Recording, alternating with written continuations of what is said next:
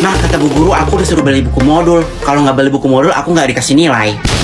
Kenapa begitu guru? Mau nilai ya nilai, buku ya buku. Kenapa bisa tidak beli buku tidak dikasih nilai?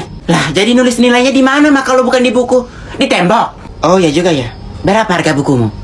Harga buku modul kan 25.000. Tapi kalau aku bilang segitu pasti nggak dilebihin. Aku bilang 30 aja, lumayan 5.000. Jangan, kamu harus jujur. Bohong itu tidak baik. Jangan dengerin dia. Bohong itu baik kok. Buktinya nanti kamu dapat uang lebih. Iya juga ya.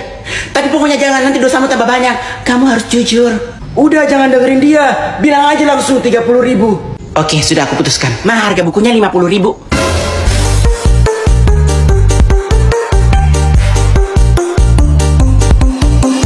Oh iya, ini uangnya. Kamu belajar baik-baik ya.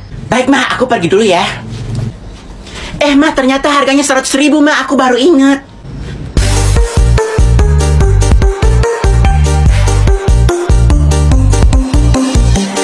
Astaga, ini manusia lebih licik daripada setan.